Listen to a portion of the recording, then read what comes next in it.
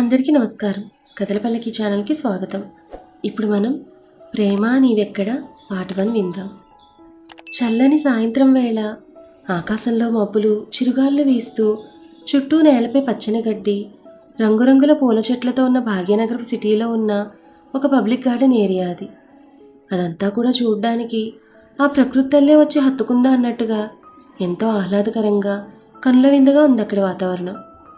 అక్కడ చుట్టూ కొన్ని షాప్స్, పిల్లలు ఆడుకోవడానికి ఉయ్యాలవి ఉండి, అక్కడే ఒక పక్కన ఓపెన్ ఏరియాలో రిచ్ లుక్తో ఉన్న కాఫీ షాప్ ఉంది. అక్కడ ఒక రౌండ్ టేబుల్లో 6.5 అడుగుల ఎత్తుతో చక్కని శరీర సౌష్ఠవంతో black colour shirt, pant, suit అలాగే షూస్తో, ఆ నలుపు రంగుల దుస్తుల్లో మెరిసిపోతున్న దేహంతో, చేతికి రోలెక్స్ వాచ్తో, కొంచెం సాఫ్ట్ హెయిర్తో, మగువుల మనసులను ఇట్టే దోచుకునేలా ఉండే పదునైన చూపులతో చాలా హుందాగా కూర్చుని ప్రాజెక్ట్ డీటెయిల్స్ చెక్ చేస్తూ వాటిపై సైన్ చేస్తూ ఉన్నాడు మన హీరో అజయ్. ఓకే అజయ్ గారు, పేపర్ వర్క్ కూడా అయిపోయింది కాబట్టి ఇక మేము వెళ్తాం.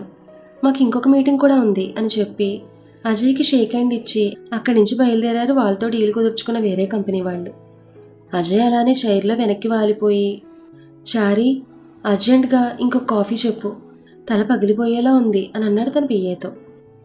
ఓకే సార్ అంటూ చారీ ఇంకొక కాఫీ రప్పించగానే అజయ్ ఆ కాఫీ తాగుతూ కొంచెం రిలాక్స్గా ఫీల్ అయి కొన్ని క్షణాలు అలానే కళ్ళు మూసుకున్నాడు. అప్పుడే లైట్గా తుంపర్లు పడుతూ చినుకులు మొదలవుతూ ఉన్నాయి. అయినా కూడా అలానే కళ్ళు మూసుకున్న అజయ్కి అందంగా మువ్వలసబడి వినపడుతుండడంతో అప్రయత్నంగానే కళ్ళు తెరిచి చుట్టూ చూస్తున్నాడు. బయట ఎగ్జిట్ దగ్గర కొంతమంది కుర్రాళ్ళు రెప్ప వేయడం కూడా మర్చిపోయి ఒకవైపే చూస్తూ ఉండడం చూసి, ఏంటి చారీ అక్కడ అంతమంది ఉన్నారు, అక్కడ అసలు ఏం చూస్తున్నారు వాళ్ళు అనుకుంటూ అటువైపుకి వెళ్ళి చూశారు. అక్కడ ఒక అమ్మాయి తెల్లని మేని ఛాయలో మెరిసిపోయే బ్లూ కలర్ అంబ్రెల్లా డ్రెస్ వేసుకుని, కళ్లకు నిండుగా కాటుకతో, రంగులు అద్దకపోయిన చెర్రీ పండులా ఉన్న పెదాలతో, చెవులకు బుట్టలతో, విశాలమైన తన మెళ్ళలో చిన్న లాకెట్ చైన్తో, కాళ్లకు మువ్వల పట్టీలతో, వర్షానికి పరవశించి పురివిప్పి నాట్యమాడే నెమల్లాగా ముఖం పైకి పెట్టుకుని చేతులు చాచి తిరుగుతూ ఉంటే, తన డ్రెస్ టాప్ కూడా పువ్వులా విచ్చుకుని చూడ్డానికి ఎంతో అందంగా కనిపిస్తోంది. తనే మన హీరోయిన్ మాధురి. ఆమెను చూసిన మన హీరో గారి మనసు కూడా కొన్ని క్షణాలు అదుపు తప్పినా కూడా వెంటనే తనదైన మిస్టర్ యాటిట్యూడ్ అవతారంలోకి వచ్చేసి తన పక్కనే ఉన్న చారీతో, ఏంటి చారీ ఈ అమ్మాయికి ఏమైనా పిచ్చి పట్టిందా, అలా తిరుగుతోంది అని అడిగాడు. అందుకు చారీ చిన్నగా నవ్వి, అలాంటిదేం లేదు సార్, కొంతమంది అమ్మాయిలు ఇంతే, వాళ్ళకి హ్యాపీగా ఉంటే ఇలానే వర్షంలో తడుస్తూ ఎగురుతూ ఉంటారు అని అన్నాడు చారీ. ఎవరి పిచ్చి వాళ్ళది అన్నట్టుగా ఉంది చారీ. సర్లే, ఇలాంటి తింగరోళ్ళ గురించి మనకెందుకు కానీ, పద మనకి ఇంకొక మీటింగ్ కూడా ఉంది కదా అంటూ మొబైల్ చూసుకుంటూ ముందుకు కదిలాడు అజయ్. అలా రౌండ్స్ తిరుగుతున్న మాధురి ఓరకంటగా అజయ్ని గమనించి అతను వెళ్ళిపోతుండడం చూసి అలానే రౌండ్స్ తిరుగుతున్నట్టుగా తిరుగుతూ వచ్చి కావాలని అజయ్కి డాష్ ఇచ్చి కింద పడిపోతున్నట్టుగా నటించింది. అది చూసిన అజయ్ ఆమె నిజంగానే పడిపోతుందేమో అన్న భ్రమలో ఆమె నడం చుట్టూ చేయి వేసి తన మీదకు లాక్కున్నాడు. ఆ ప్రాసెస్లో మాధురి వెళ్ళి అజయ్ని హక్ చేసుకున్నట్టుగా అతుక్కుని ఒక సైడ్ స్మైల్ ఇచ్చి అజయ్నే చూస్తూ, ఒక సినిమాలో కీర్తి సురేష్ మహేష్ బాబు కావాలనే డాష్ ఇచ్చి మళ్ళీ ఇబ్బందిగా ఫీల్ అవుతున్నట్టుగా నటించినట్టుగా ఇక్కడ మాధురి కూడా జీవించేస్తూ తన నడుము చుట్టూ ఉన్న అజయ్ చేతిని విడిపించుకోవడాన్ని చూస్తూ ఉంది. అప్పటి వరకు తనకే తెలియకుండా ఆమె కలువల్లాంటి కాటుకళ్ళకు చిక్కుకున్న అజయ్ వెంటనే ఆమెను వదిలేసి మళ్ళీ మిస్టర్ యాటిట్యూడ్ అవతారంలోకి వచ్చేసి, హే యూ, కళ్ళెక్కడ పెట్టుకున్నావు, ఎదురుగా మనుషులు వస్తుంటే చూసుకునేది లేదా, ఇలా రైన్లో పిచ్చి పట్టిన దానిలో ఎగరడం కాదు, చుట్టుపక్కల కాస్త చూసుకో అని తిట్టేసి చిరగా అక్కడి నుంచి వెళ్ళిపోయాడు. మాధురి వెళ్ళి అజయ్ వైపు చూస్తూ ఉండిపోయింది. ఆ నెక్స్ట్ డే నుండి కూడా ఇలానే అప్పుడప్పుడు మాధురి అజయ్ని ఫాలో అవుతూ అతనికి అనుకోకుండా డాష్ ఇస్తూ అజయ్ తనను పట్టుకునేలా చేసుకోవడం, అతను ఎంత తిడుతున్నా కూడా తను గొంతెత్తి మాట్లాడకపోవడం, దాంతో అజయ్కి ఇంకా చిరెత్తిపోవడం, ఇలా ఒక వారం రోజులు ఇలాగే గడిచిపోయాయి. ఒకరోజు అజయ్ తన ఓన్ హోటల్లో తమ కంపెనీ చేసిన ఒక ప్రాజెక్ట్ సక్సెస్ అవ్వడంతో తన స్టాఫ్ అందరికీ పార్టీ ఇచ్చాడు. ఎవరికీ అనుమానం రాకుండా ఆ పార్టీలోకి ఎంటర్ అయిన మాధురి చారీ అజయ్ కంట్లో పడకుండా తప్పించుకుంటూ అజయ్ని అబ్జర్వ్ చేస్తూ ఉంది. అజయ్కి డ్రింకింగ్ అలవాటు ఉండడంతో ఆగకుండా డ్రింక్ చేస్తూనే ఉన్నాడు. అది చూసిన మాధురి ఇదే ఛాన్స్ అనుకుని ఒక వెయిటర్కి నోట్ల కట్టిచ్చి ఒక ప్యాకెట్ ఇచ్చి దాన్ని అజయ్ తాగే డ్రింక్లో కలిపివ్వమంది. ఆ వెయిటర్ సరేనని చెప్పి మాధురి చెప్పినట్టుగానే ఆ పౌడర్ కలిపేసి ఆ గ్లాస్ని అజయ్కి అందించగా అజయ్ అది తీసుకుని తాగేశాడు. అది చూసిన మాధురి ఎస్ అనుకుని తర్వాత తను అనుకున్నది జరగడం కోసం ఎదురు చూస్తూ ఉంది. ఆమె అనుకున్నట్టుగానే ఫుల్గా మందు కొట్టేసి అవుట్ ఆఫ్ కంట్రోల్ అయిపోయిన అజయ్ని చూసిన చారి నాకు ఇది మామూలే అనుకుంటూ ఒక నిట్టూర్పు విడిచి అజయ్కి సపోర్ట్ ఇస్తూ తీసుకెళ్ళి ఆ హోటల్లోనే ఉన్న అజయ్ రూమ్కి తీసుకెళ్ళి బెడ్పై పడుకోబెట్టి అతని షూస్ అండ్ కోట్ విప్పేసి డోర్ క్లోజ్ చేసి అక్కడి నుంచి వెళ్ళిపోయాడు. తను అనుకున్నట్టుగానే అంతా జరగడంతో చారి వెళ్ళిపోగానే మాధురి ఎవరూ చూడకుండా అడుగులో అడుగేసుకుంటూ తన దగ్గరున్న అజయ్ రూమ్ స్క్వేర్ కీ కార్డ్తో ఆ డోర్ ఓపెన్ చేసుకుని లోపలికి వెళ్ళిపోయి డోర్ క్లోజ్ చేసింది. ఆ మరుసటి రోజు ఉదయం 9 గంటలకు ఎప్పుడో మెలకు వచ్చిన అజయ్ భారంగా ఉన్న తన తలను పట్టుకుని లేచి కూర్చున్నాడు. అలా లేచి కూర్చున్న తనకి తన ఒంటిపైన షర్ట్ లేకుండా లిప్స్టిక్ మార్కులు ఉండడంతో ఆశ్చర్యంతో బెడ్ పై నుంచి లేచి నుంచుని చుట్టూ చూశాడు. తన బెడ్షీట్ మొత్తం నలిగిపోయి ఉండి తనకేం అర్థం కాక అసలు రాత్రి ఏం జరిగిందో గుర్తు తెచ్చుకోవడానికి చాలా ట్రై చేశాడు. కానీ తనకేం గుర్తు రావడం లేదు.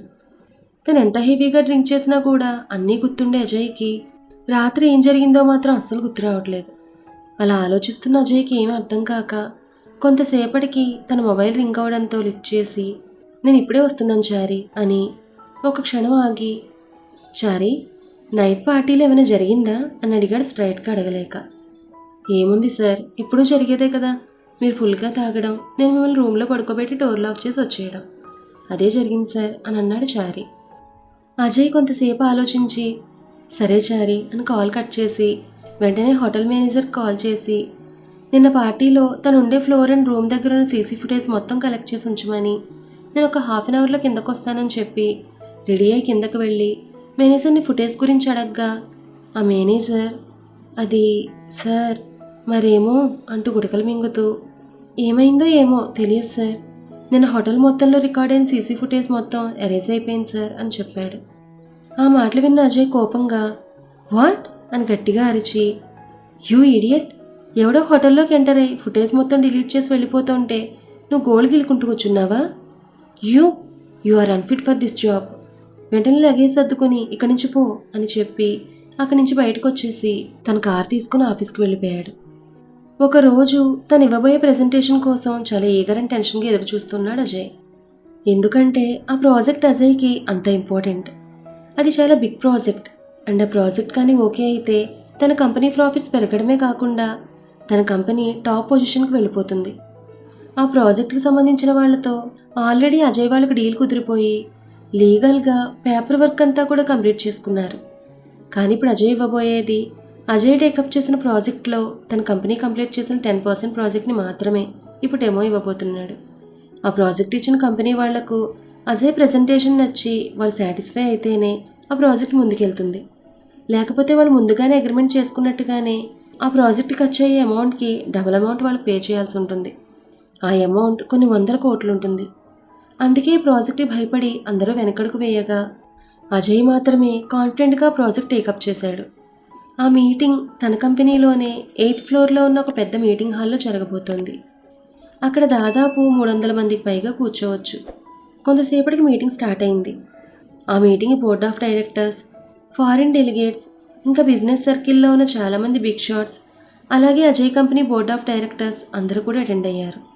ఎందుకంటే అంత రిస్క్ ఉన్న ప్రాజెక్ట్ని అజయ్ కంపెనీ వాళ్ళు ఎలా చేశారో, ఆ ప్రాజెక్ట్ ఇచ్చిన వాళ్ళు దాన్ని ఓకే చేస్తారా లేదా అని. ముందుగా అజయ్ ప్రాజెక్ట్కి సంబంధించిన కొన్ని డీటెయిల్స్ అందరికీ చెప్తున్నాడు.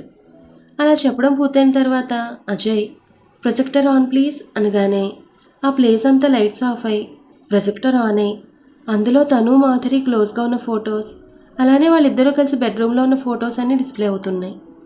ఆ ఫొటోస్ చూడగానే అందరికీ ఫ్యూజులు ఎగిరిపోయాయి. ఇక అజయ్ పరిస్థితి అయితే చెప్పక్కర్లేదు. ఆ ఫొటోస్ డిస్ప్లే అవ్వడం పూర్తవగానే లైట్స్ ఆన్ అయి అక్కడ స్టేజ్ సెంటర్లో మాధురి నుంచునుంది. అందరూ అసలు ఏం జరుగుతోంది ఇక్కడ అన్నట్టుగా ఒకరి ముఖాలు ఒకరు చూసుకుంటూ మాధురి వైపు చూస్తున్నారు. ఇప్పటి వరకు షాక్లో ఉండి ఆ ఫొటోస్ని చూస్తూ అలా నిలబడ్డ అజయ్ కూడా ఈ అమ్మాయి ఇప్పుడు వచ్చింది అన్నట్టుగా అయోమయంగా తను కూడా మాధురి వైపు చూస్తూ ఉన్నాడు. మాధురి ఒకసారి అజయ్ వైపు చూసి తర్వాత అందరి వైపు చూస్తూ తన గుండెలో ఉప్పొంగుతున్న లావాన్ని అణిచివేసుకుంటూ అతి కష్టంగా we have in illegal relation అని చెప్పడంతో అక్కడున్న అందరితో పాటు అజయ్ కూడా షాక్ అవుతూ, నేను ఆమెను ఎప్పుడు ఎన్ని తిట్టినా కూడా నోరు విప్పి ఒక మాట కూడా మాట్లాడిన అమ్మాయి అలా మాట్లాడటంతో తన వైపే తదేకంగా చూస్తూ ఉన్నాడు. మాధురి చెప్పడం కొనసాగిస్తూ, నా పేరు మాధురి. ఇదిగో ఇక్కడ ఉన్నారే ఈ అజయ్ గారు నన్ను పెళ్లి చేసుకుంటానని నమ్మించి నన్ను తనతో బెడ్రూమ్ వరకు తీసుకెళ్ళి నన్ను వాడుకుని ఇప్పుడు తనకి నాకు ఎలాంటి సంబంధం లేదన్నట్టుగా మాట్లాడుతున్నాడు. ఈ విషయం నేను ఇక్కడికి వచ్చి మీతోనే ఎందుకు చెప్తున్నానో తెలుసా? మీరు ఇతనికి ఇచ్చిన ప్రాజెక్ట్ యొక్క మెయిన్ ఎయిమ్ కల్చర్కి నైతిక విలువలకు సంబంధించింది. ఇతను యూత్ ఐకాన్ కాబట్టి ఇతన్ని చూసి యువతరం ఇన్స్పైర్ అవుతుందనే నమ్మకంతో మీరు ఇతనికి ఈ ప్రాజెక్ట్ ఇచ్చారు. మరి అలాంటప్పుడు కల్చర్లెస్గా బిహేవ్ చేస్తూ ఒక అమ్మాయిని వాడుకుని వదిలేసి ఇలాంటి వ్యక్తి మీ ప్రాజెక్ట్కి ఫిట్ అవుతాడు అనుకుంటున్నారా అని చెప్పడం ముగించింది. దాంతో అక్కడున్న project head, what is this Ajay? ఆ అమ్మాయి అన్నట్టుగానే, మేము మెయిన్గా నీకు ఈ ప్రాజెక్ట్ ఇచ్చిందే నువ్వు యూత్ ఐకాన్ అని. అలాంటి నువ్వేలా ఉంటే మా ప్రాజెక్ట్కి యూజ్ ఏంటి? అందుకే మేము ఆ ప్రాజెక్ట్ని క్యాన్సిల్ అనేలోపు చారి అతని దగ్గరికి వెళ్ళి, సార్ యు ఆర్ మిస్టేకెన్. మీరు అనుకుంటున్నట్టుగా మా సార్ ఆ మేడంని ఎలాంటి మోసం చేయలేదు. నిజానికి ఏమైందంటే త్వరలో మేడం గారి బర్త్డే ఉంది. అందుకే మా సార్ ఆ మేడంని ఆట పట్టించడానికి అలా మేడంని వదిలేస్తున్నట్టుగా మాట్లాడి మేడం బర్త్డే రోజు మేడంని సర్ప్రైజ్ చేసి ఆ రోజే మేడంని పెళ్లి చేసుకోవాలని అనుకున్నారు. అందుకే అలా చేశారు. కానీ మేడం అది నిజమనుకుని నమ్మేసి ఇలా చేశారంతే, ఇంకేం లేదు. ఒకసారి వాళ్ళిద్దరూ మాట్లాడుకోవడానికి కాస్త టైం ఇవ్వండి సార్, మీ అందరికీ లంచ్ ఏర్పాటు చేశాం, ఈలోపు మీరు లంచ్ కంప్లీట్ చేయండి అని చెప్పి అందరినీ అక్కడి నుంచి డైనింగ్ ఏరియాకి పంపిస్తున్నాడు. వెంటనే మాధురి అతను చెప్పేది నిజం కాదని చెప్పబోయేంతలో అప్పటి వరకు చారి చెప్పింది కూడా విని షాక్లో ఉన్న అజయ్ అది గమనించి వెంటనే మాధురి చేతిని పట్టుకుని కోపంగా అక్కడి నుంచి 7th ఫ్లోర్లోని తన క్యాబిన్కి తీసుకెళ్ళి విసురుగా ఆమెను సోఫాలోకి విసిరేసి అంతే కోపంతో ఆమె గొంతు పట్టుకుని నొక్కుతూ పైకి లేపి, యూ ఇడియట్, నువ్వు అసలు ఆడపిల్లవేనా? ఎంత బరి తెగించావే? అసలు ఎవరే నువ్వు? ఎందుకు నా లైఫ్లోకి ఎంటర్ అయ్యి నా లైఫ్ని స్పాయిల్ చేయాలని చూస్తున్నావు? చెప్పు అంటూ ఇంకా గట్టిగా ఆమె గొంతును పట్టుకుని పిసికేస్తున్నాడు. మాధురి ఏడుస్తూ, నన్ను వదిలేయండి ప్లీజ్ అంటూ అతి కష్టం మీద గింజుకుంటూ ఉంది. అప్పుడే అక్కడికి వచ్చిన చారి, సరే ఏం చేస్తున్నారు? ప్లీజ్ మాధురి గారిని వదిలేయండి, లేకపోతే ఆవిడ చచ్చిపోయేలా ఉన్నారు అంటూ అతి కష్టంగా అజయ్ నుండి మాధురిని విడిపించి ఆమెకు వాటర్ ఇచ్చి తాగమన్నాడు. మాధురి ఆ వాటర్ తీసుకుని మొత్తం ఖాళీ చేసేసి కష్టంగా ఊపిరి తీసుకుంటూ ఉంది. చారి అజయ్ దగ్గరకు వచ్చి చిన్నగా, సార్ ఒకసారి నేను చెప్పేది వినండి. నేను చెప్పేది వింటే మీకు కోపం వస్తుందని నాకు తెలుసు, కానీ ఇప్పుడు ఈ ప్రాజెక్ట్ మనం చేజారిపోకుండా ఉండాలంటే ఒక్కడే సొల్యూషన్. మీరు ఈ అమ్మాయి మెడలో తాళి కట్టాలి, అది కూడా ఈరోజే అందరి ముందు అని చెప్పి భయంగా అజయ్ వైపు చూస్తున్నాడు చారి. ఆ మాట విన్న అజయ్ కోపంతో గట్టిగా అరుస్తూ, వాట్, నేను ఈ బరి తెగించిన ఆడదాని మెడలో తాళి కట్టాలా? నో, నెవర్, అది ఎప్పటికీ జరగదు అని అన్నాడు మాధురి వైపు అసహ్యంగా చూస్తూ. మాధురి కూడా కోపంగా, మీరు తాళి కడతానన్నా కూడా ఇక్కడ ఎవరూ రెడీగా లేరు కట్టించుకోవడానికి అంది పొగరుగా. మరి తనకు అజయ్ అంటే ఇష్టం లేకపోతే మాధురి ఎందుకు అలా చేసింది? తన వెంటపడి మరి వాళ్ళిద్దరూ క్లోజ్గా ఉన్న ఫొటోస్ పబ్లిక్లో బయట పెట్టుకొని తను ఎందుకలా నాటకం ఆడుతోంది? తన పరువు తనే ఎందుకలా తీసుకుంటోంది? ఈ విషయాలన్నీ కూడా మనం రాబోయే ఎపిసోడ్స్లో తెలుసుకుందాం. ఈ కథ మీకు నచ్చితే లైక్ చేయండి, షేర్ చేయండి, అలాగే మన కథల పల్లకి ఛానల్ని సబ్స్క్రైబ్ చేసుకోండి. ధన్యవాదాలు.